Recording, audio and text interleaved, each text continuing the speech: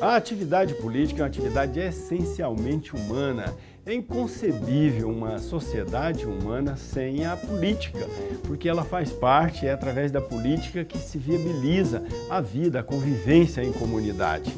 Então, a gente deve sempre tratar os políticos com muito respeito, com muita consideração, mesmo que eventualmente alguns se desviam, do rumo, do caminho, mas o certo é que a atividade política é uma atividade nobre e por isso nós temos que tratar os políticos com muito respeito, muita consideração e também incentivá-los na sua atividade, porque é através dela que a gente constrói a vida em sociedade, a vida em comunidade. Atividade política é o tema do programa Papo Dinâmico que está no ar.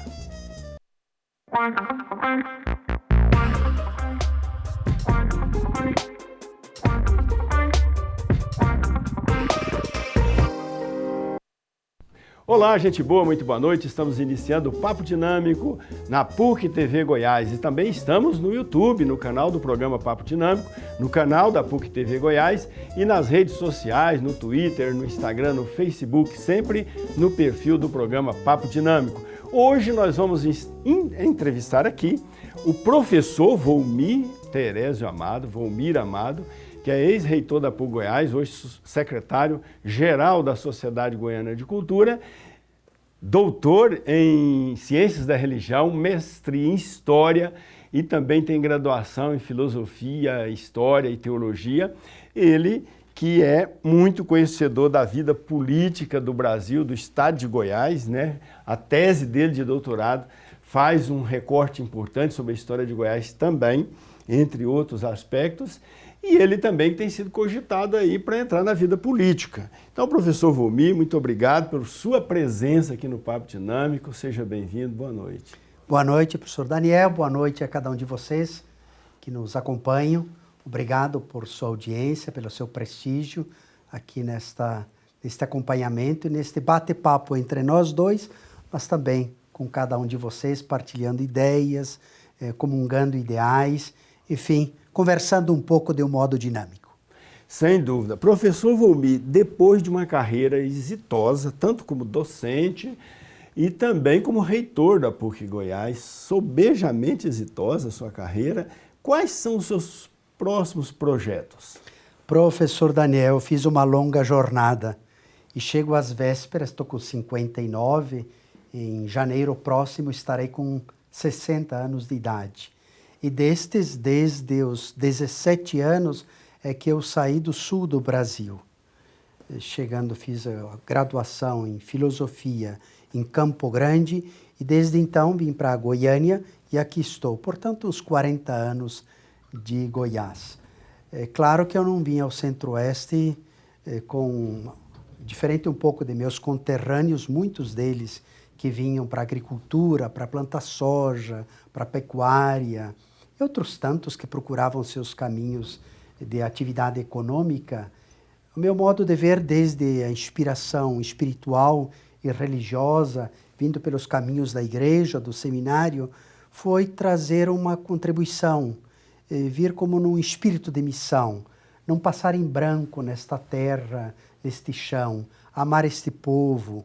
E aqui é que eu construí minha família, casei-me com uma goianiense, os 2 filhos que chegaram, graças a Deus já criados também, e assim construí a vida. Construí sob 2 perspectivas, uma que foi mais na linha pastoral e a outra que foi no campo profissional. Talvez muita gente me conheça muito pelo campo da educação, porque me dediquei durante 36 anos como professor, destes 28 anos de gestão universitária e destes 28 anos, quase 20, foram como reitor da PUC Goiás. Mas também tive todo um outro caminho pastoral, com uma dedicação muito especial ao Conselho de Leigos, que nós chamamos em âmbito nacional CNLB, Conselho Nacional do Laicato do Brasil. Pois esse conselho congrega todas as pastorais e movimentos da Igreja Católica no Brasil. Então, pastoral da criança, pastoral carcerária, as várias pastorais. Também movimentos RCC, Ovisa, Renovação Carismática, Pastoral Familiar, Encontro de Casais com Cristo, e os vários focolares, vários movimentos eclesiais que existem no mundo estão também presentes no Brasil, pois este conselho congregava esta representatividade e nós, vamos dizer, participávamos dos demais organismos que compunham CNP, CND, CNLB, CNIS e CNBB. Então, também havia o Conselho dos Presbíteros, o Conselho dos Diáconos, o Conselho dos Institutos Seculares, o Conselho de Leigos e, claro, a Conferência Episcopal dos Bispos, que nos congregava a todos e, de alguma maneira, participávamos da pastoral orgânica da vida da Igreja no Brasil, a partir de nossas próprias contribuições, com vocações, carismas diversos, missões distintas, mas em comunhão de povo de Deus, unidos em comunidade, corresponsáveis pelos rumos também da evangelização da Igreja no Brasil. Então foram dois caminhos muito intensos. Este da educação, depois eu fui alargando horizontes, comecei aqui em Goiânia, depois procurei ajudar aqui no Conselho Regional de Leigos, aqui no Centro-Oeste. Então todas as igrejas que antes a reunião também, a CNBB regional, abrangia, inclusive lá em Tocantinópolis, no Bico do Papagaio, divisa com o Maranhão, ou também incorporava a prelazia de São Félix do Araguaia.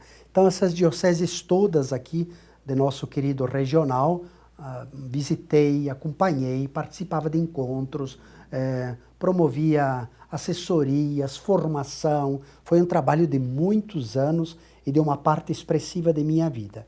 E, por outro lado, isto foi tendo um alcance também em plano nacional. Então, praticamente todos os regionais da CNBB no Brasil andei, as dioceses, uma parte expressiva do Brasil também. Isso me ajudou a conhecer muito o Brasil noutras perspectivas, que não só aquela de livros ou de televisão, de jornal, que também isto me ajudou muito, mas, sobretudo, o contato com pessoas, com comunidades, com lideranças, com realizações, com problemas e desafios. Isso tudo me ajudou a estar em contato direto.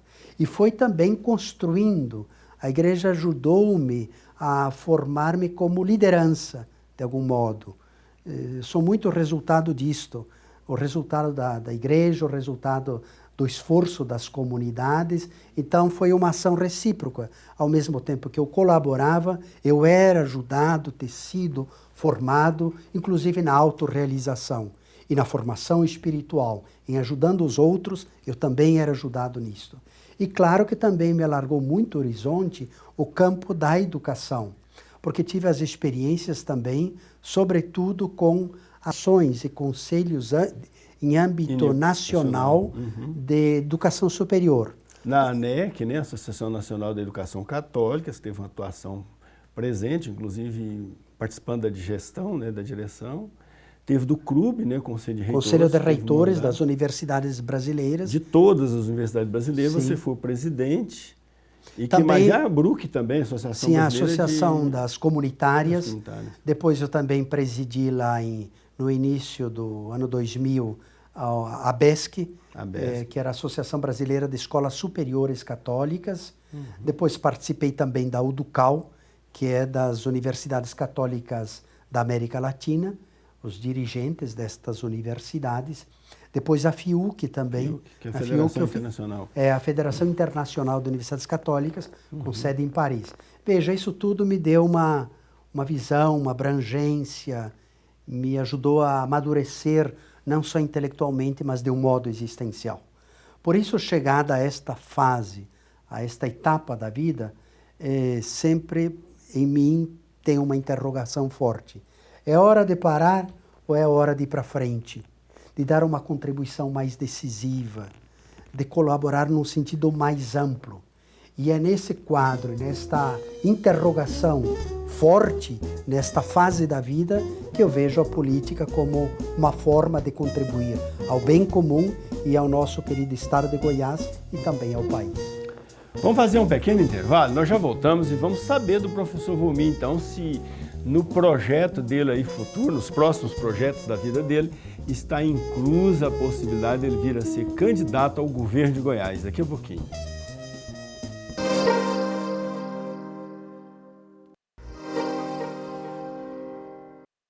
De volta com o Papo Dinâmico na PUC TV Goiás. E hoje nós estamos entrevistando o professor Volmir Amado, que é ex-reitor da PUC Goiás, secretário-geral da SGC e agora está aí sendo convidado a entrar na atividade política. Professor Volmir, só que coordenou tantos projetos na área de educação e na área comunitária, né? Como você vê a possibilidade de ser candidato ao cargo de governador de Goiás?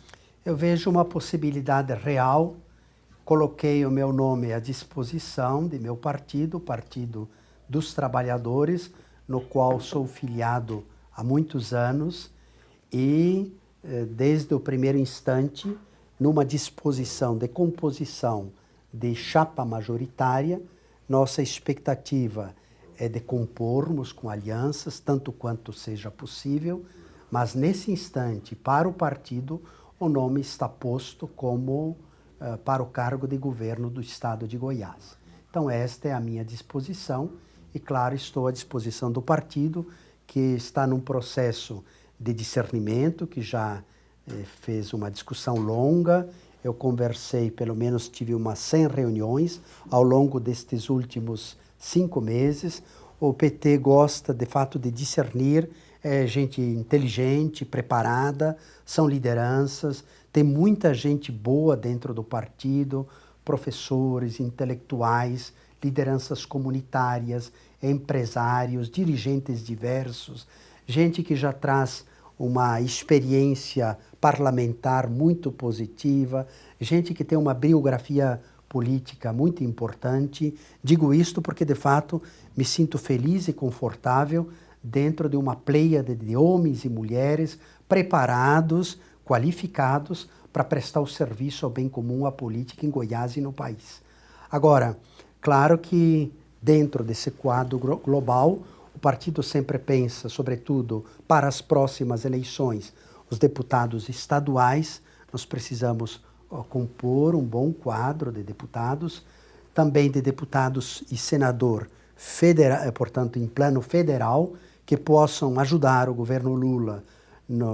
Deus nos ajude, que caminhemos para isto, para a vitória e para uma governabilidade em que seja possível, de fato, seja o executivo quanto o legislativo estarem mais em diálogo e que o próximo governo federal tenha essa sustentabilidade, esta base parlamentar que auxilie também no governo do Brasil. E claro que nós temos que olhar para o nosso querido Goiás. Então, a chapa majoritária, o governador, o vice, o senador, também são muito decisivos. E eu disse isso ao partido também. Eu trouxe humildemente esta história de vida para, com esta biografia, oferecê-la e somá-la às demais pessoas que integram este projeto mais amplo para conduzir o próximo governo em Goiás. Então, estamos aqui como que apresentando esta fase de pré-candidatura e, de fato, o partido também é o seguinte: ele gosta, de fato, de discutir, de aprofundar, de ver viabilidades, de analisar perfis, de prospectar. E, ao mesmo tempo, é um aspecto muito sábio, muito inteligente, é uma discussão preliminar para depois convergir na unidade e na sinergia, todos numa causa comum. Depois nós não temos no partido a questão do direito hereditário.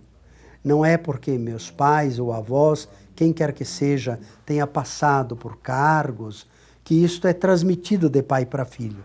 Isto é diferente conosco, porque cada eleição é uma, cada projeto e cada momento histórico da vida do Estado, do país, do município é um momento, e é por isso, claro, que o partido também quer analisar. Agora, não são só nomes.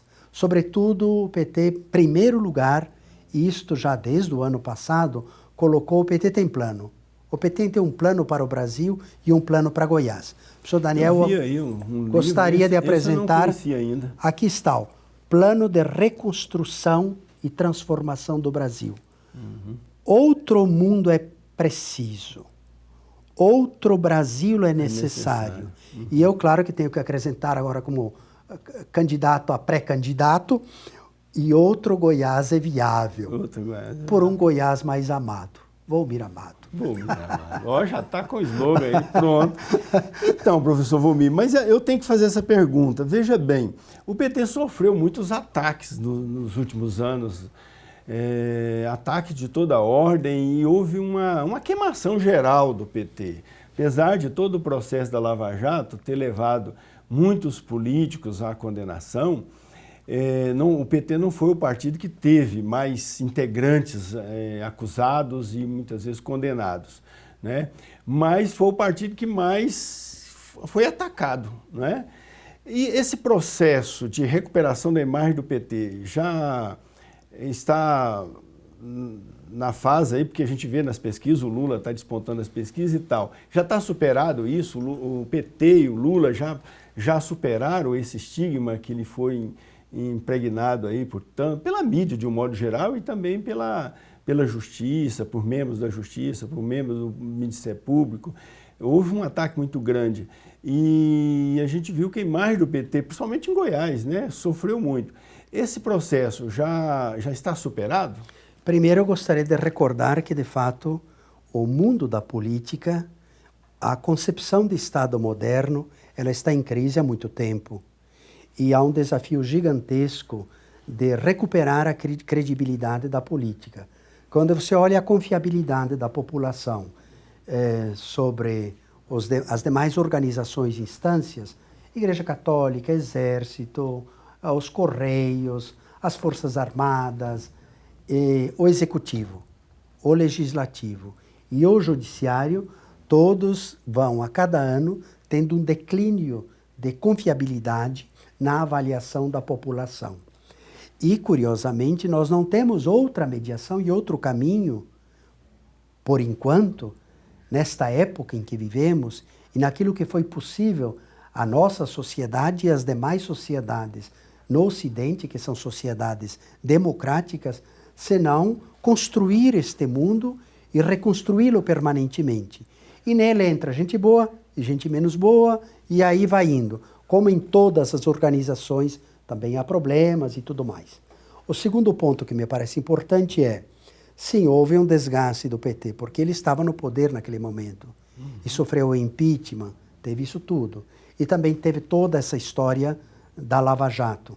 Também houve um desgaste muito grande de outros partidos. Por exemplo, nós temos o caso, não só em Goiás, mas do país, do PSDB, que teve um estrago muito maior do que o PT, só que não teve aquela ideia de antipetismo que foi proclamada, reiterada, patrocinada, conduzida de um modo renitente ao longo de anos. E também houve uma ascensão, não só da direita, mas de uma ultradireita, de uma direita violenta, agressiva. Na verdade, demonizar a política, não foi o PT, né? Houve uma onda aí, principalmente a ultradireita, que é uma ultradireita que, a meu ver, prejudicou a direita. Porque aquela direita que conhecemos da teoria do liberalismo, de Ricardo, de Smith, aqueles teóricos que concebem a teoria liberal, bom, aí é gente inteligente que pensa, eu penso de um modo diferente, sim, e o partido também, seja do liberalismo, seja do neoliberalismo, porém, é claro que são colocações inteligentes, de intelectuais, mas daí a você dizer que essa ultradireita que eclodiu nos Estados Unidos, que eclodiu em muitos países do mundo e que chegou ao Brasil também, mas que também às vezes contaminou as igrejas, as religiões, que entrou no campo das universidades, isso fez muito mal e, portanto, se viveu um tempo difícil coincidindo com uma bendita pandemia. Perfeito. Então, de fato, foi um tempo difícil. E também, claro, chegamos aqui ao PT onde estamos situados. O PT tem milhares de filiados, sim, centenas de milhares. Gente boa e que tem a dar uma grande contribuição para este país. Exatamente. Daqui a pouquinho a gente vai voltar, nós vamos fazer um pequeno intervalo e vamos ver então como é que o professor Volmir se aproximou, né? Como é que os ideais dele se aproximam dos ideais do PT. Daqui a pouquinho a gente volta.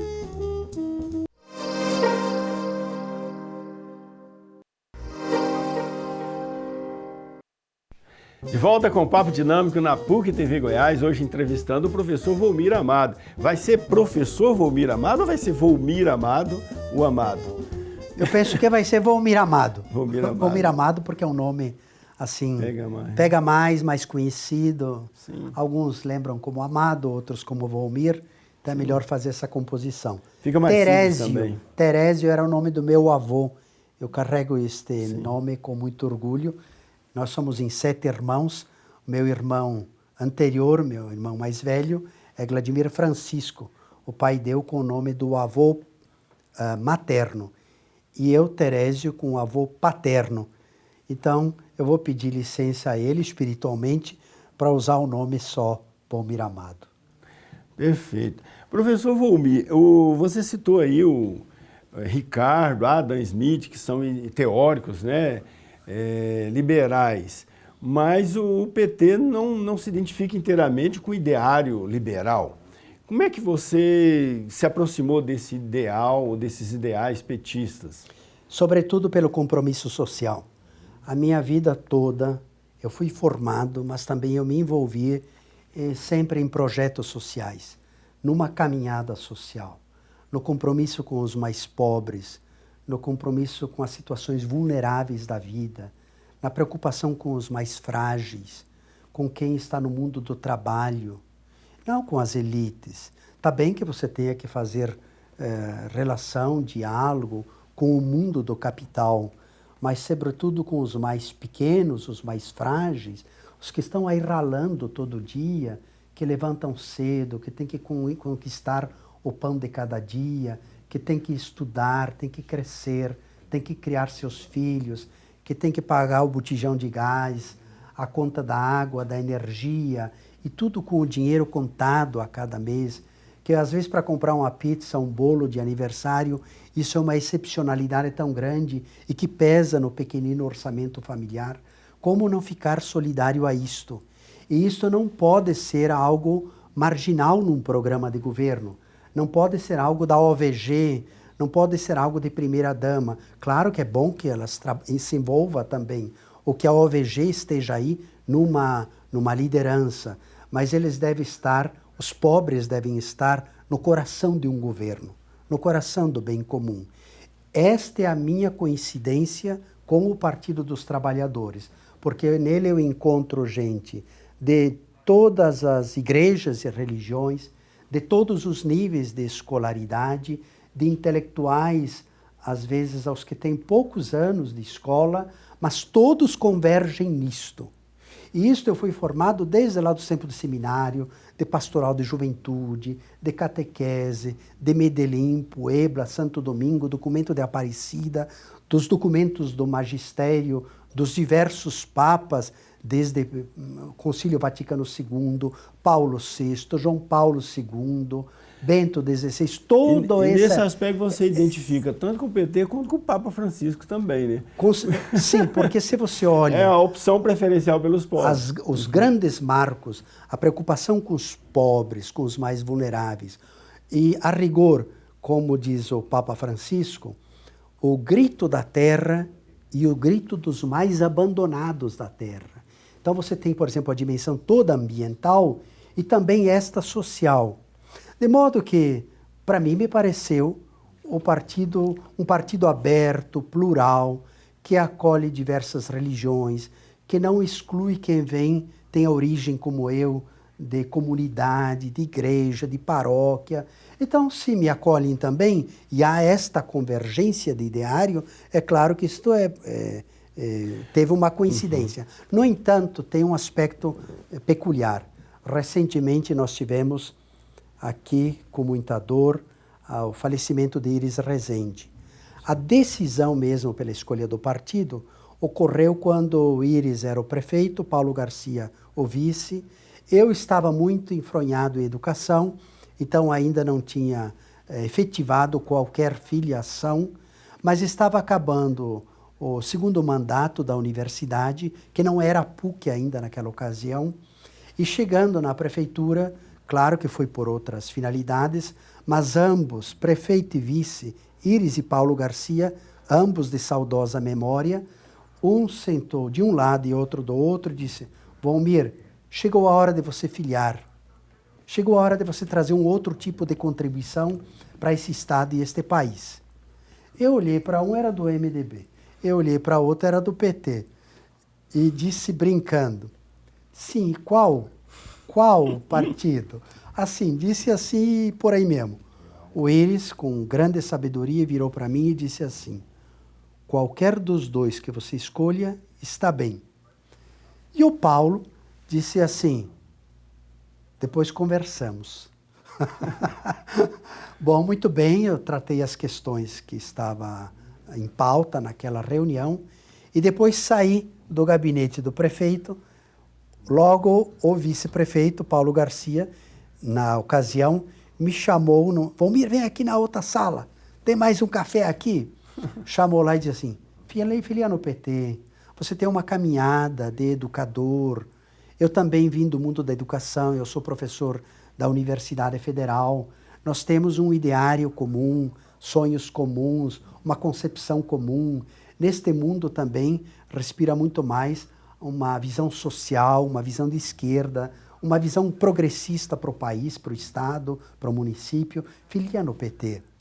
E eu disse, vou pensar. Fui para casa, refleti, mas logo chegou Osmar Magalhães, que me deixou a ficha de filiação, e desde aquela ocasião, com muita honra, no diálogo com os demais, mas realmente achando que eu fiz, naquele momento e ainda hoje, a escolha correta por este partido. Professor Valmir, o ringue o ano que vem, o cenário político do ano que vem vai ser uma disputa grande, né? Tem aí o governador, que vai ser candidato à reeleição, com um apoio, provavelmente, de parte importante do MDB.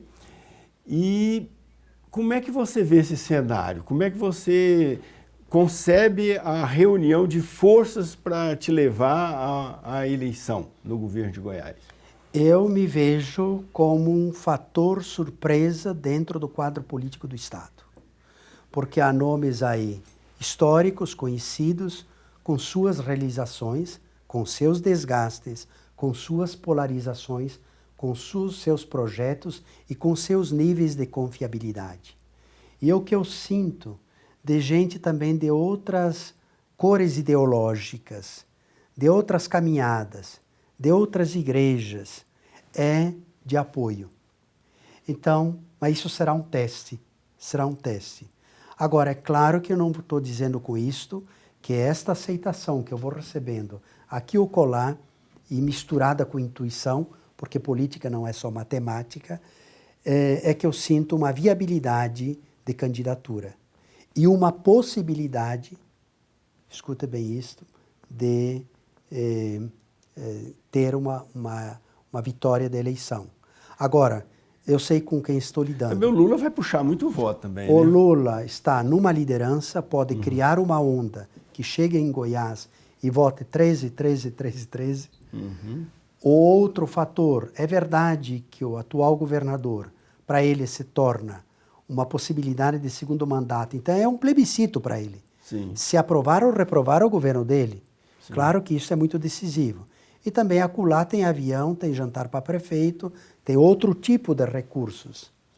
Mas eu almejaria muito se tivesse alguma possibilidade de alianças, de coalizão, mas não tenha dúvida que as esquerdas em Goiás se unirão e alguns seu nome também vai favorecer uma ampla, né? E ampliar alguns de um pouco centro. o leque de Não tenha aliança, dúvida que se não fizermos aliança de imediato, em havendo segundo turno, todos vamos ter uma coalizão explícita, suprapartidária, naquele que represente um projeto de visão social para o estado de Goiás. O seu perfil de esquerda é um perfil amplo, não é um perfil sectário, pelo contrário, é um perfil democrático de articulação, não é isso?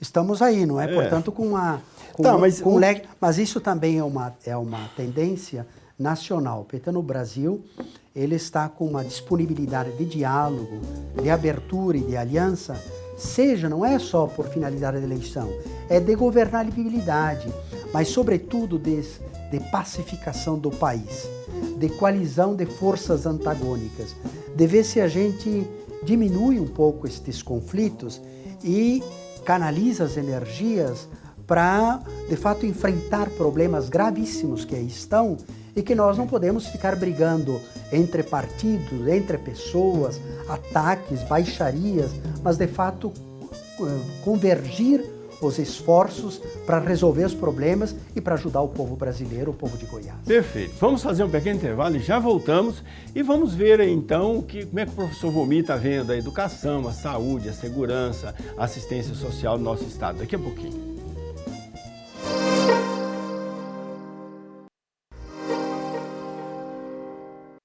De volta com Papo Dinâmico na PUC TV Goiás e também estamos no YouTube, no canal do programa Papo Dinâmico, no canal da PUC TV Goiás e nas redes sociais, Facebook, Instagram, Twitter, sempre no perfil do programa Papo Dinâmico. Hoje estamos aqui com o professor Volmir Amado, que está sendo aí cogitado pelo Partido dos Trabalhadores para compor a chapa majoritária ao governo de Goiás, encabeçando aí a chapa como candidato ao governo de Goiás em 2022.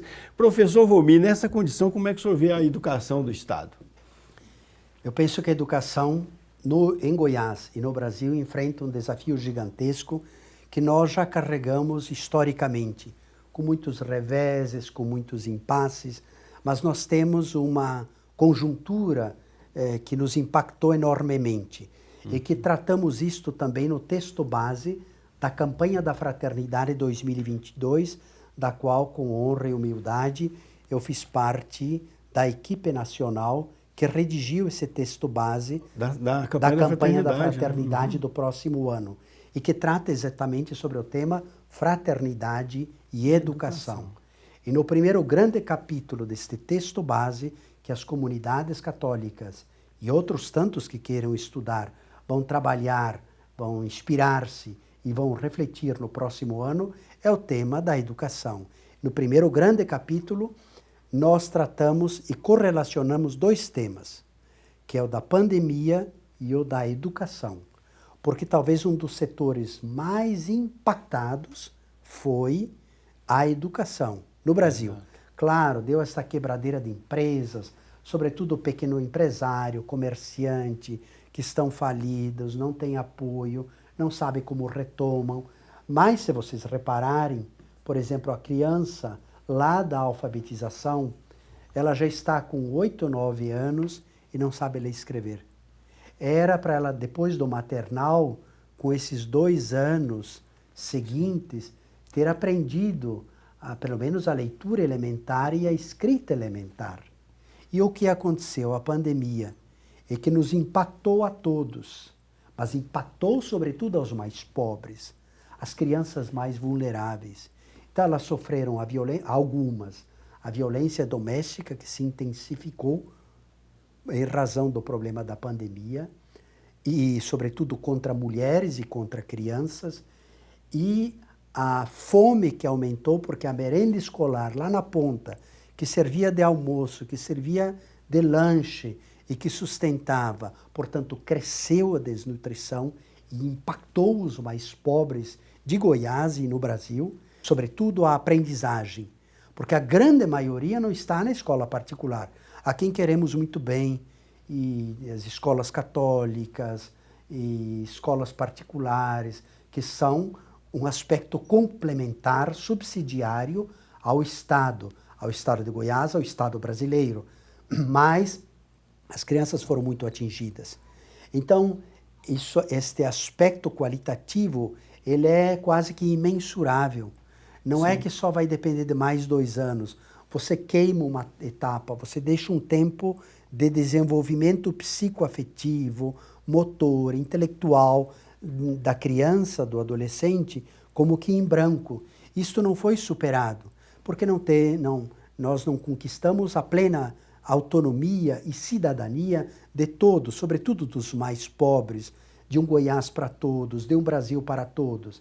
Então eles lá, além de todos esses problemas, claro que havia um esforço, os professores ralando lá na escola, se esforçando, mas não aprendiam suficientemente, seja por problemas de internet, de equipamentos. Então foi uma situação trágica, de modo que a educação tem que ser abraçada com muito amor, porque nós não... Você pode ter um emprego de imediato, você pode aí tentar ajudar de um ponto de vista social, com alguns programas sociais, mas se nós quisermos emancipar nossos filhos, querer autonomia do povo goiano, os pais e mães, os que têm filhos sabem disso, que as crianças precisam estudar, os jovens, para eles se colocar na vida, para ser alguém, para poder se desenvolver.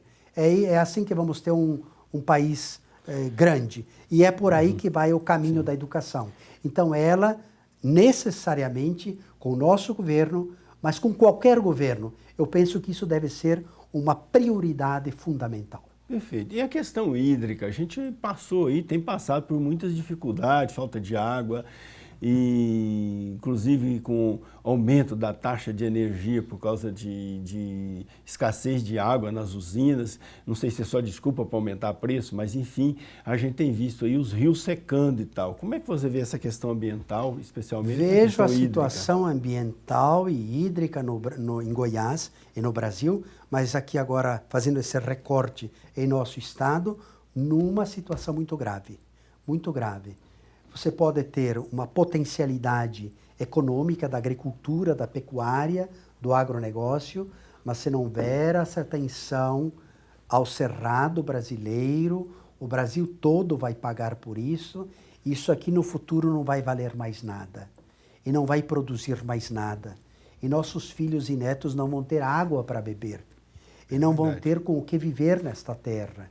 Então nós não podemos mais permitir não termos uma ação proativa e programática de governo que cuide do cerrado brasileiro, que foi o segundo bioma mais destruído no Brasil nestes últimos anos, e que não adianta e fala e as coisas vão andando e a cada ano é sempre mais crescente. É claro que, inclusive a igreja olha mais para a Amazônia, teve lá o sínodo da Amazônia, mas nós temos que dar atenção para Goiás e chamar atenção para com o cerrado brasileiro. Então, o meio ambiente ele tem que estar no centro, no coração do governo. E vejam, eu falei que o grito da terra, portanto, o grito ambiental, ele está somado e correlacionado ao grito dos pobres e dos abandonados. Por quê? Se o cerrado é destruído, quem primeiro vai ter falta de água é o pobre lá na periferia, é aquele que não tem a água encanada, é aquele que tem avalanche depois de uma enchente, de uma enxurrada. É este que é o mais vulnerável. E se tem que buscar água longe, quem é que pena mais? Então, é a criança, é a mulher com a lata de água na cabeça carregando esta água, e aí vai. Então vejam, o problema ambiental está profundamente integrado ao problema social. E nós temos que correlacionar então, a isso. inclusão social será uma grande tônica.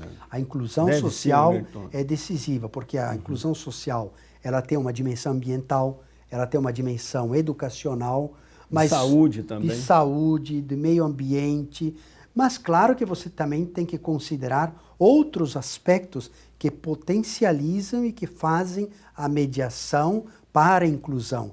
É claro que temos que ter uma economia arrojada, potencializar empregos, desenvolver recursos energéticos renováveis, ter uma potência de energia elétrica, ter energia solar, energia eólica, ter outras possibilidades de produção de carne que não só da pecuária, mas quem sabe da piscicultura, de um intensivo maior da criação de galinhas, de porcos, como é Santa Catarina, Rio Grande do Sul, por exemplo, que tem lá grandes empresas com laticínios, com frigoríficos, com exportação internacional, e que de fato o produto ele é beneficiado, ele vai longe. Então outras formas de desenvolvimento de economia que ajudam também. Agora, realmente, tudo isto é colocando os pobres no centro do plano de governo. É preciso um orçamento pensado, como dizia o Lula, onde o pobre está no centro. Sim. Onde eles sejam considerados e previstos nas discussões orçamentárias. Se você tem um orçamento para Goiás no próximo ano, em que de 2 bilhões, 1 bilhão é para asfalto, há algum desequilíbrio aí. Sim. Com milhões de pessoas que num estado que consegue alimentar mais de 1 bilhão de chineses na quantidade de carne, e aqui o pessoal está roendo osso, comprando osso no açougue. Então, uma população que precisa de comida. E nisso eu acho que nós temos que fazer uma grande parceria de Estado e sociedade civil. Veja, nós temos igrejas, nós temos as dioceses, estão as paróquias, e eles sabem onde o pobre está lá, o idoso, o mais vulnerável, ele sabe. Claro que o agente público pode e deve liderar, dar a sua contribuição, e a estrutura de Estado também.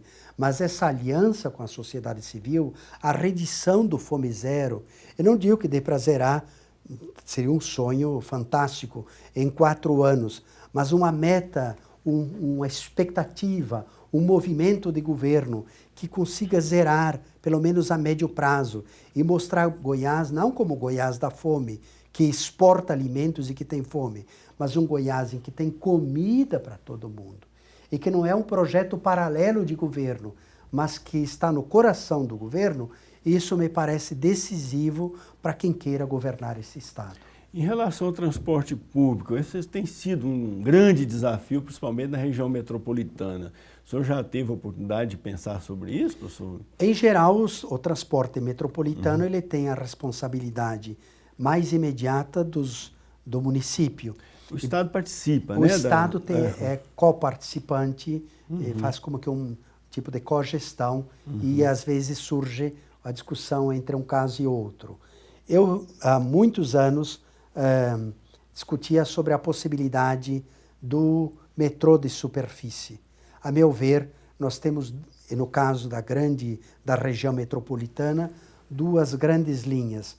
Uma que margeia a BR e que podia pegar da região sul até o outro extremo da região norte, pelo menos em forma de trem.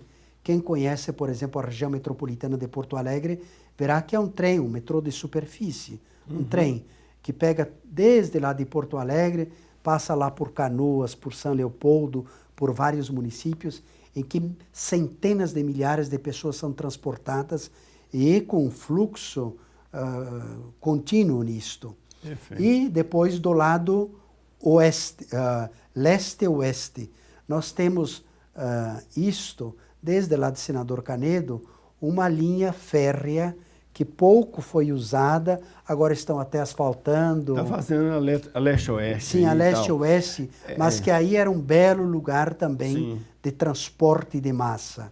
Então vejo que o que foi VLT atualmente, o BRT, que foi feito aqui na região metropolitana, é um investimento bastante alto, mas não tenho muita expectativa que isso resolva estruturalmente o problema de trânsito. O PT tem insistido também no que é o caminho da mobilidade urbana de outros países do mundo, sobretudo de países altamente desenvolvidos e superpopulosos, quer dizer, desenvolvendo pistas, ciclovias. A gestão do Paulo Garcia aqui foi um exemplo nisso, que foram dezenas de quilômetros de ciclovias. A cidade nem conhecia isto, mas agora parece que volta a ideia de viadutos, insistindo mais nesta perspectiva.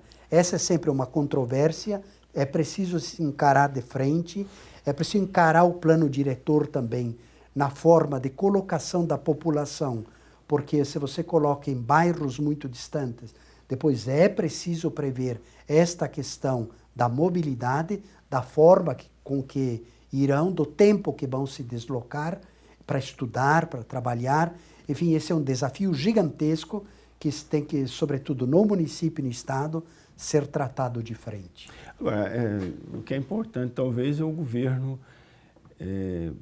liderar, digamos, né, essa conversa entre os municípios, porque são vários municípios que interferem na definição dessa política. O que nós percebemos que, de fato, não se conseguiu, aqui na região metropolitana, com os municípios vizinhos, vamos dizer, uma convergência plena, sim, um esforço conjunto para encontrar soluções para isso. Professor Volmir, em relação à segurança, grande investimento que o atual governo tem feito é na segurança. Como é que o senhor vê essa questão? Eu vejo que nós caminhamos bastante neste aspecto da segurança em Goiás. Nós temos outras formas de insegurança, mais do que a segurança policial. E dizíamos da educação, a educação é um grande componente para a segurança, porque é ela que planta a paz social. Então a sociedade deve ser desarmada. A sociedade não precisa de armas, a sociedade precisa de paz. Então isto se faz com uma educação para a paz. Depois a paz também no trânsito, a paz em diversas dimensões da vida. Também vejo que há outras formas de insegurança. Nós falamos aqui a insegurança alimentar, nutricional. Isso nos põe a todos em insegurança. A insegurança no aspecto de um marco regulatório para as redes sociais, porque se pratica muita violência aí. Enfim, são outras expressões de insegurança que não se está tratando suficientemente, além daquilo também o aparelhamento das polícias, a capacitação, o treinamento, enfim, tudo aquilo que dá segurança convencional. Mas é preciso estender este conceito sobre outras formas de insegurança que a sociedade enfrenta e que é preciso, de um modo processual, programático, prospectivo, olhar para o futuro de um modo diferente, essas dimensões mais amplas que tragam a vida, a paz também para o estado de Goiás.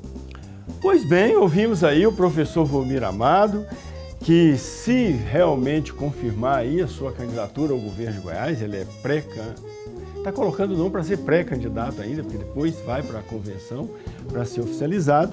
A gente vê que ele propõe, então, desenvolver em Goiás um governo inclusivo, um governo dialogal, democrático, inclusivo e também, eu pude perceber na sua fala, um governo também moderno, progressista, né? Progressivo, como é que eu diria? De progresso para Goiás. Um governo inclusivo, um governo social, um governo corresponsável com a sociedade civil e um governo situado na terceira década do século XXI, com todas as exigências daí decorrentes. Perfeito. Resumo aí do futuro possível governo do professor Volmir. Vamos torcer, professor Volmir, vamos rezar e, quem sabe, engajar nessa luta aí também para que você possa realizar esse governo que me parece muito atrativo, muito interessante. Gente, um grande abraço. Antes de despedir de você, eu despedir aqui do professor Volmir. Muito obrigado, professor Volmir. Boa noite. Boa noite. Obrigado, professor Daniel. Obrigado por esta oportunidade de estar com vocês até essa hora.